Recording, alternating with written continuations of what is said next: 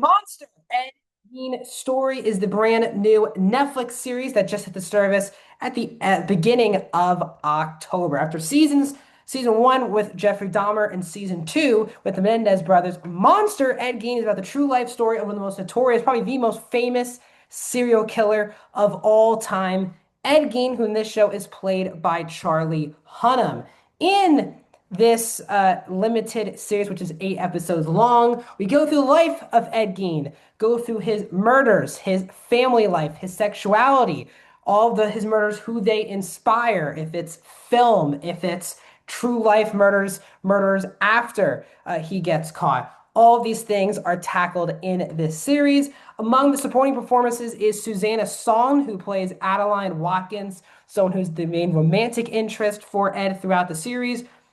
Vicky Krieps, who plays a German comic book, I guess, person who Ed is inspired by throughout the show. And also Laurie Metcalf is in the show as Augusta, who is Ed's mother.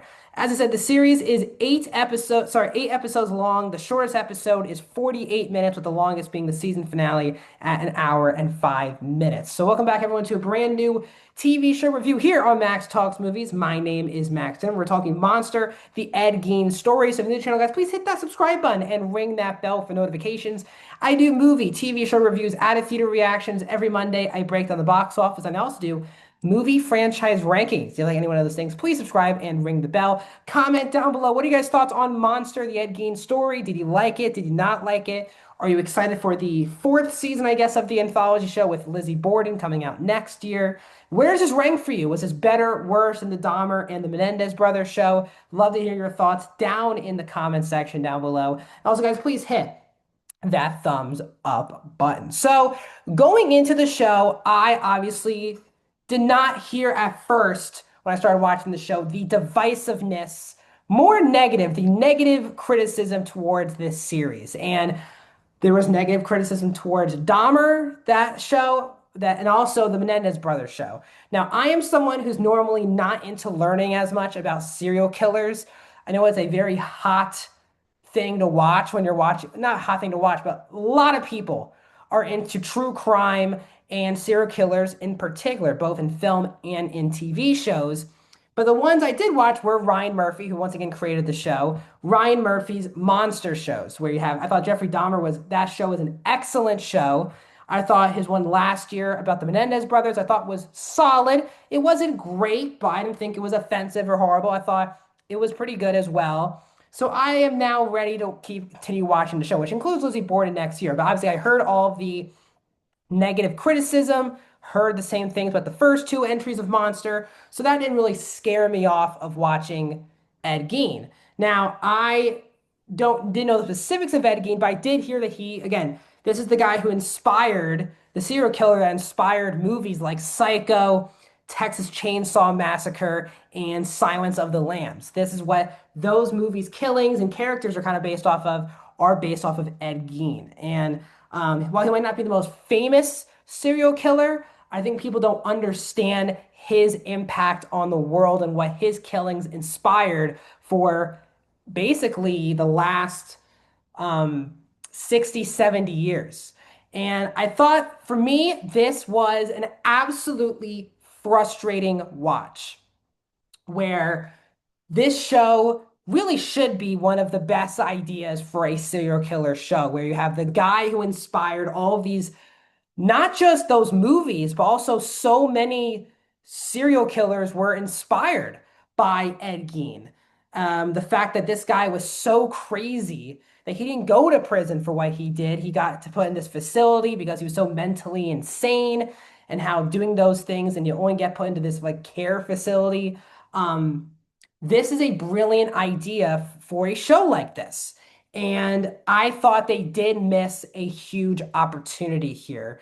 And this became a show that was trying to say way too many things. And it became a show that just became more fantasy than reality of the situation. And when you're watching something based on a true story, you want to see not things so close again, I understand when, again, movies and shows can't do shot for shot remakes of things that actually happen because for some of these people, it isn't interesting or it can be quite boring watching what actually happened. And you have to fantasize and highly dramatize real events. And I take that with a grain of salt every time I watch something that's based on a true story. I understand that some of these things are not true and things of that nature. And that's my job is to look up things what are real, what are not real. But normally that shouldn't affect my enjoyment of an anthology series. This was the first time I think out of the Monster series where a lot of the things that happen, you just know did not happen. And that idea of taking the viewer who's watching something based on a true story out of that true story and kind of into like a fantasy land where Ed Gein could have done these things, I don't think worked. I think it was a big swing from Ryan Murphy and the creators of the show. It just didn't totally work for me. What worked for me is this amazing lead performance by Charlie Hunnam, who is an actor who hasn't been, people feel like should be on that top tier of potential up and coming movie stars. He's excellent here. He has definitely a weird voice. I know people just make fun of, but you understand his, not his charisma, you can just tell something is off with him throughout the entire series. And Hunnam plays this character so cold, so meticulously calculated, but also very insane at the same time. Sometimes he's aware of his insanity, sometimes he's unaware of the true insanity that's going on in his brain. And it really comes out not through the writing, but it all comes through Hunnam's performance. It is a haunting performance, a chilling performance that I think is worth watching the show just to see his performance. The entire ensemble here is very strong. Always great to see Laurie Metcalf. Their particular performances, like Susanna Son, which I thought were very strong. Leslie Manville is also in the show for basically like an episode or two. She's also very good. Really strong cast they assembled for this series. And I thought the last episode is even though there's a lot of things that were factually incorrect in that episode, the messages they were trying to convey, I thought made sense in the last episode. The problem is I'd watched 7 episodes just to get there. And this show became very repetitive, which was Ed Gein. We stay in the moment for the first like 40 minutes of an episode with Ed Gein. He does his thing. And then we cut to here's the behind the scenes making of the movie that was inspired by this particular Ed Gein murder. It became very formulaic and it would be where I'm very locked into the Ed Gein aspect, and as someone who's a huge movie buff, especially horror films, it's probably my favorite or second favorite movie genre. I would care a lot about behind the scenes of Psycho and Texas Chainsaw Massacre and other films like that. But I found that to be the least interesting part of the show, where we would cut from Ed Gein killing someone to here's the behind the scenes of how this got made. It just didn't interest me as much. I thought it was very over the top how they were trying to confess that message. I was locked in on the Ed Gein stuff. I thought there were some very interesting things there, and then they would take me out of the show by doing the behind the scenes. Similar things, while I enjoyed, I think the last 3 episodes in particular, I thought they're easily the best 3 episodes of the series. I still found there are points where you can tell these things did not happen, and it pulls me out of the show when I know that these things are so highly dramatized. Like when you're watching a based on a true story thing, the thing, even if they're over dramatizing something, the last thing you want to do is being pulled from reality because this is a real person and he did a lot of these real things.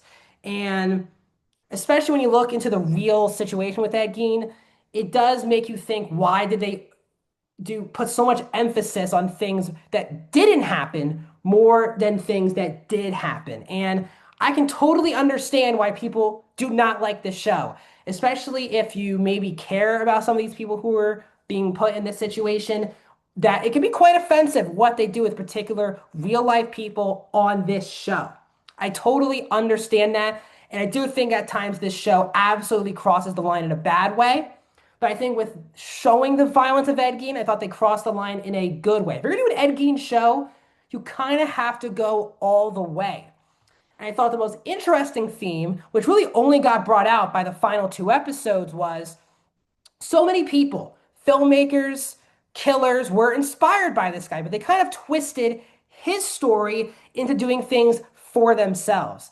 Twisting, and I think they did a good enough job at times describing. I thought they kind of forced it more than like authentically showed this message, which was how not bloodthirsty, but how these type of people and these type of killings interest people, not the victims, not the people and the families and the friends who get affected by the deaths of these people, by these unbelievably sick killers.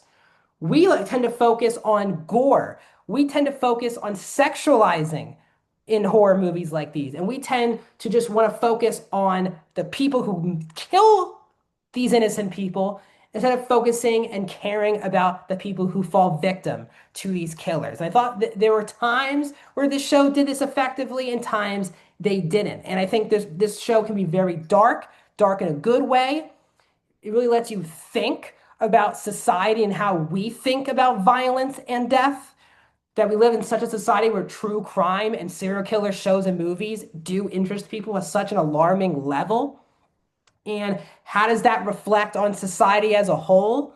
The fact that so many people twist their idols, beliefs into their own twisting and making sure it fits their narrative in order to do something. There were some very interesting themes here, but I thought they tackled too many, which means they couldn't really get to every single one of them with full amount of care. And I thought they did cross the line with reality way too many times that it kind of pulled me out of the show. But still, I found this to be a very interesting one that I don't think was good. I don't think it was awful. I found this to be a mixed bag. There's some amazing performances. The production, the set design is immaculate on this series. The show is pretty well paced. It was very chilling to watch.